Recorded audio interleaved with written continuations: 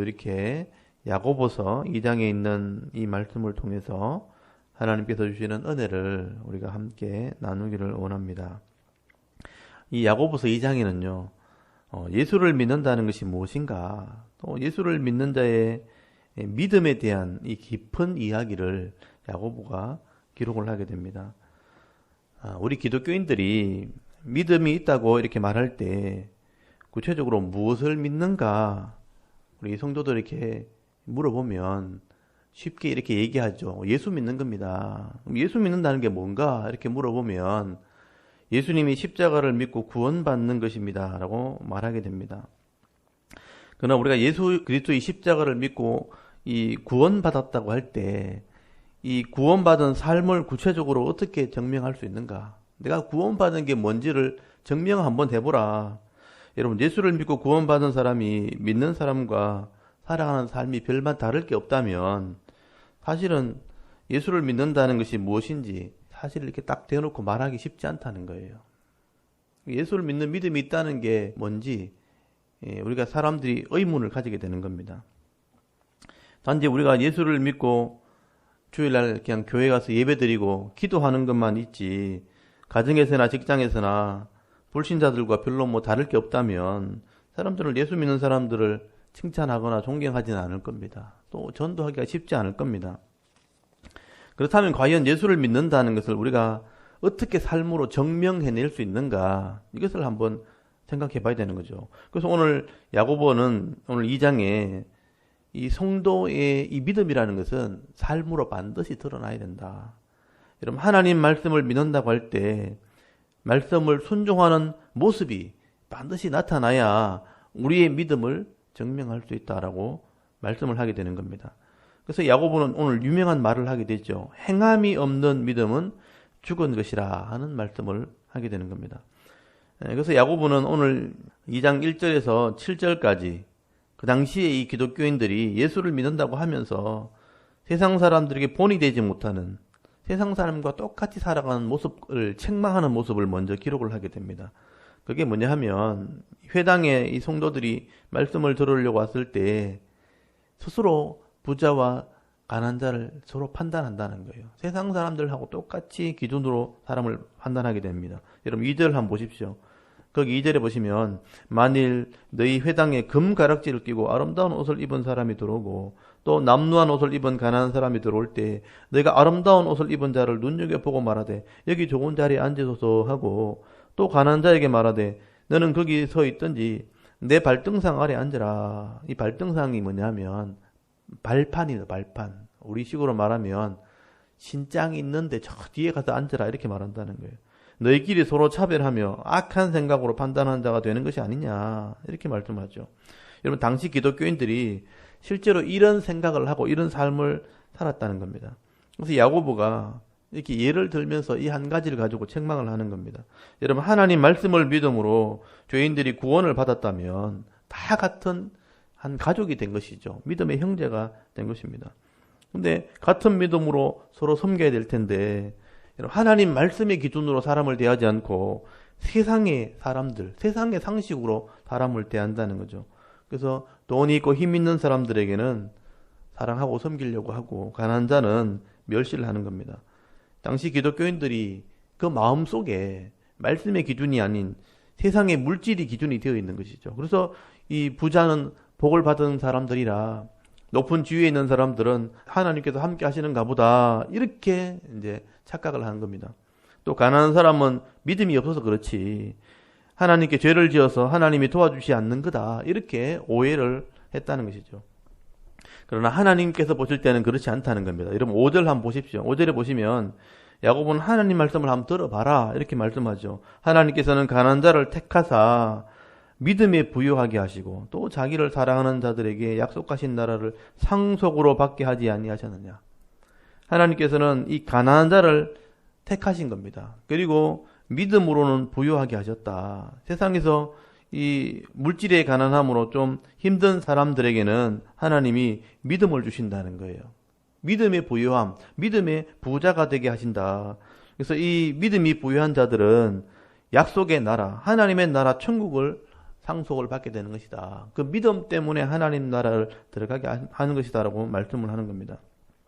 그래서 우리가 세상에서는 좀 가난해도 낙심하지만 않는다면, 하나님을 의지하는 믿음을 분명히 가진다면 이 땅에서는 믿음에 부유한 자로 살게 되는 겁니다. 그래서 천국을 소망하는 가운데 그래도 힘있게 살아갈 수 있다는 것이죠. 그리고 반대로 이 땅에 이 물질의 부자가 된 사람들은요, 그 물질 때문에 하나님을 의지하지 않고 온전한 믿음을 가질 수 없다는 겁니다. 그래서 이 물질을 가지고 사람들을 도리어 억압을 하고 죄를 짓는 삶을 살게 되는 거죠. 하나님 주시는 물질이 은혜인데 그 물질 때문에 도리어 사람을 사랑하고 섬기는 게 아니고 더 죄를 짓는 삶을 산다는 겁니다. 그래서 6절 한번 보십시오. 너희는 도리어 가난한 자를 없인 여겼도다. 부자는 너희를 억압하며 법정으로 끌고 가지 아니하느냐. 이렇게 말씀하죠. 하나님께서 물질을 맡겨주신 것은 가난한 자를 배려하고 섬기라고 하나님께서 은사로 주신 겁니다. 그래서 사명으로 주신 것인데 믿음이 없으면 그것 때문에 도리어 교만해지는 것이죠. 그래서 부자들은 가난한 자에게 돈을 빌려주놓고 갚지 않으면 이자를 높이고 더 억압을 하게 되는 거죠. 그리고 갚지 않으면 법정으로 끌고 가서 더 고통을 당하게 한다는 것이죠. 이게 도리어 악을 행하는 것입니다. 그래서 이 부자는 예수님의 이름을 욕되게 하는 것이라. 여러분 7절에 보시면 그들은 너희에게 대하여 일컫는 바 그 아름다운 이름, 예수의 이름이죠. 예수 이름을 비방하지 아니하느냐. 아름다운 이름을 도리어 욕되게 하는 것이다. 근데 교회가 이런 믿음이 없으니까 예수의 이름을 욕되게 하는 이 부자들은 그냥 믿음이 있는 것처럼 그렇게 생각하고 가난한 자들은 믿음이 없다고 판단하면서 멸시하고 악을 행하게 된다는 것이죠. 이것이 믿음이 없는 삶이라는 것을 야고보가 얘기를 하는 것입니다. 그래서 야고보는 하나님 말씀을 다시 설명을 하게 되는데요. 하나님께서는 율법을 주실 때 모든 사람을 사랑하라고 율법을 주신 것입니다. 부한 자든지 가난한 자든지 내가 만나는 모든 사람들을 다 사랑할 수 있는 믿음이 있어야 되는 거죠. 그래서 네 이웃을 네 자신같이 사랑하라 하는 말씀을 주셨다면, 이 말씀을 믿는다면 그렇게 하면 안 되는 것이죠. 그런데 이런 말씀에 대한 믿음이 있다고 하면서 삶 속에서 사람을 차별하고 멸시를 한다면 그건 믿음이 아니고 도리어 죄를 짓는 것이라 그 말씀에 심판을 받게 된다는 겁니다. 그래서 여러분 8절 한번 보십시오. 내가 만일 성경에 기록된 대로 네 이웃을 사랑하기를 네 몸과 같이 하라 하신 최고의 법을 지키면 잘하는 것이거니와 만일 내가 사람을 차별하여 대하면 죄를 짓는 것이니 율법이 너희를 범죄자로 정죄하리라. 이게 하나님 말씀이라는 거예요. 여러분 하나님 말씀을 믿는다고 하면서 실제로 삶 속에서 사랑하지 못한다면, 사람들을 차별한다면 결국은 그 말씀의 죄를 짓는 것이고 그 죄 때문에 결국은 심판을 받게 되는 것이다. 그래서 12절에 보시면요, 저희는 자유의 율법대로 심판받을 자처럼 말하고 행하기도 하라.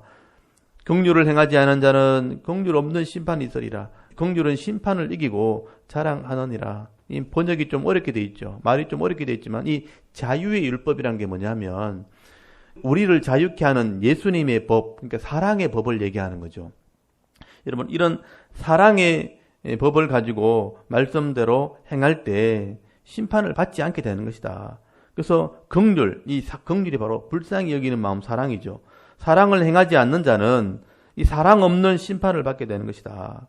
그리고 사랑을 행할 때 심판을 면하게 되는 것이다. 심판을 받지 않게 되는 것이다. 그래서 긍휼이, 이 사랑이 심판을 이기는 것이다 라고 말씀을 하게 되는 겁니다.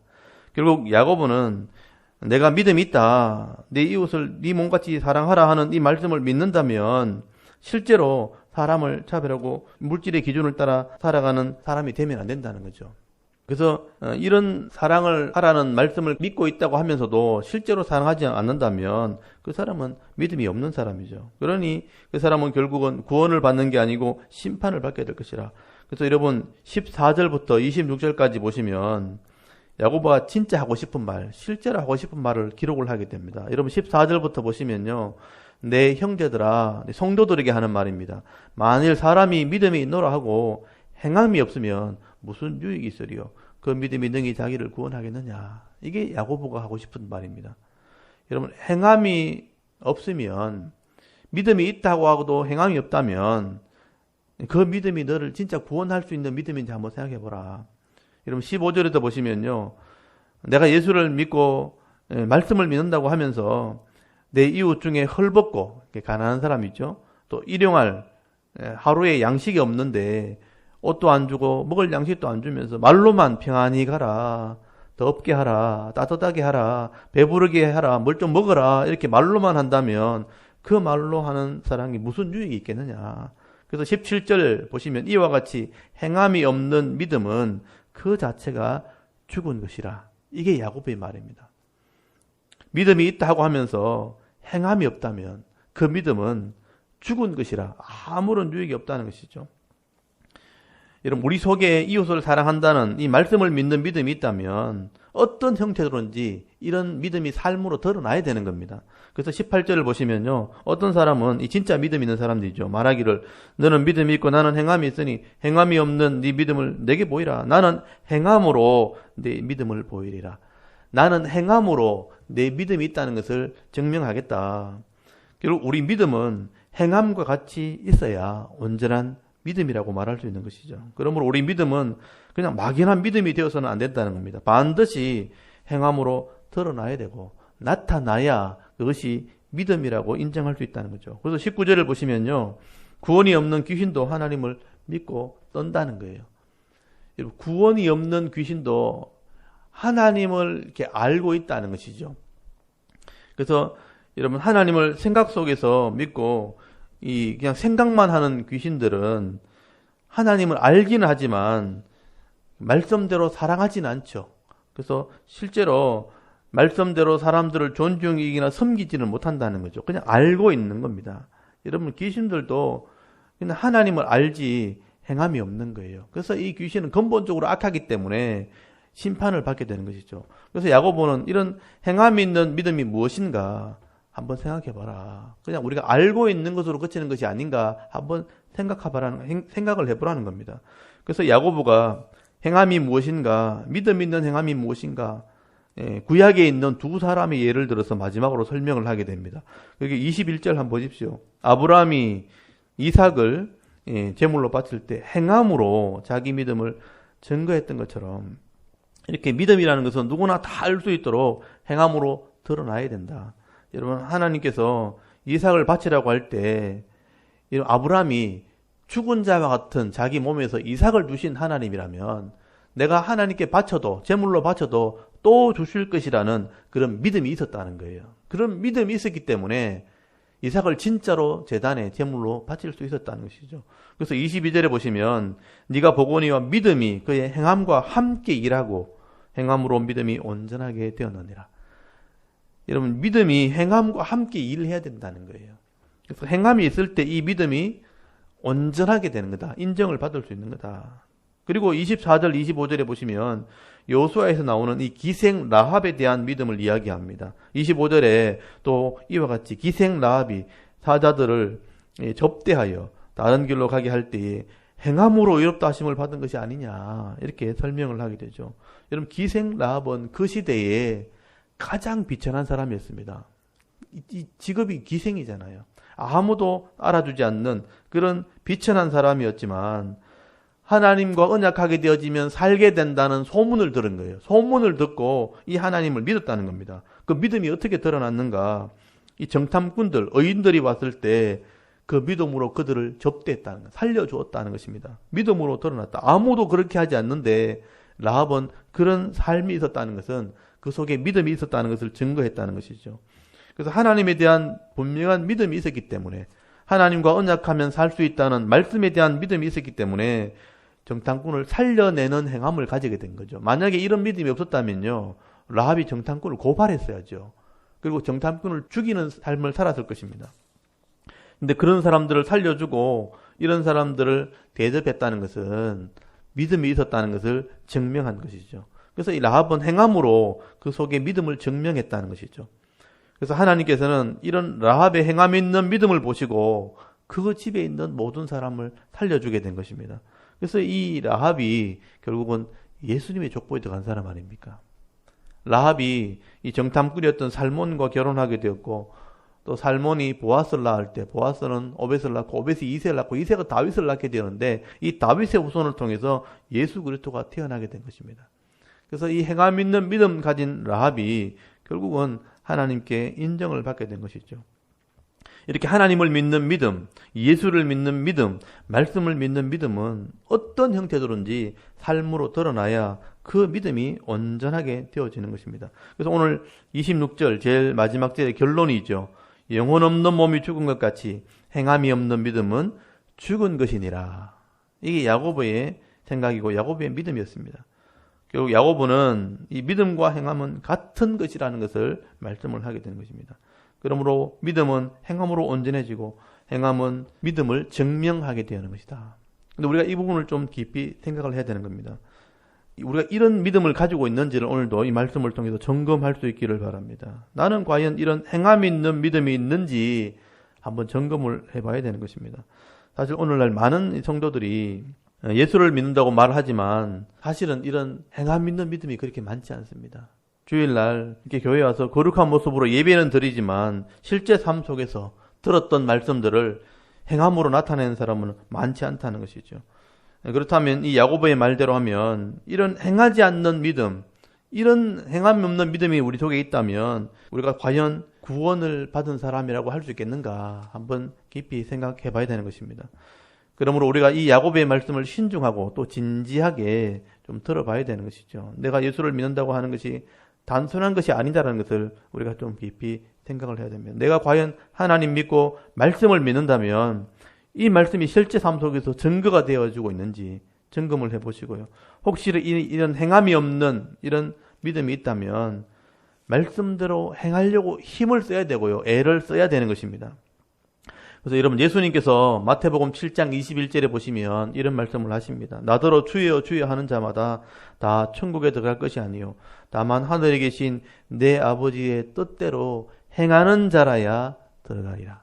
하나님 말씀을 들었다면 그것을 이해했다면 또 믿었다면 그 하나님 말씀대로 행해야 되는 것이죠. 하나님 뜻대로 행하는 자가 하나님 백성이 되는 것이다. 말로만 주여 주여 하면서 교회만 다닌다고 믿음 있는 자가 아니라는 것이죠. 그래서 예수님께서 말씀대로 행하는 자는 반석 위에 집을 지은 자와 같이 지혜로운 자다 그랬어요. 말씀을 행하지 않는 자는 모래 위에 집을 지은 자 같이 어리석은 자라 그렇게 말씀하십니다. 여러분 반석 위에 집을 지으려면 반석을 깨어내야 되고 반석을 쪼개고 하려면 힘을 쓰고 애를 쓰라는 뜻입니다. 반석을 쪼개어서 그 위에 집을 짓는 것은 쉽지 않다는 얘기죠. 말씀을 이해하고 깨달아서 힘쓰고 또 애를 쓰고 행하려고 할 때 성령이 우리를 통해서 행하게 하시는 것입니다. 그래서 복을 받게 되는 것이고 은혜를 경험하게 되는 것이죠. 그게 지혜로운 사람이라 복 있는 사람이라고 말씀을 하는 것입니다.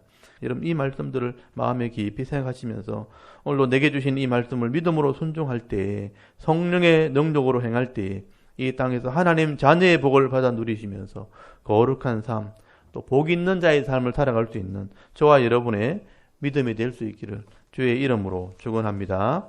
아멘. 잠깐 기도드리겠습니다. 하나님 오늘도 이 새벽을 깨웁니다.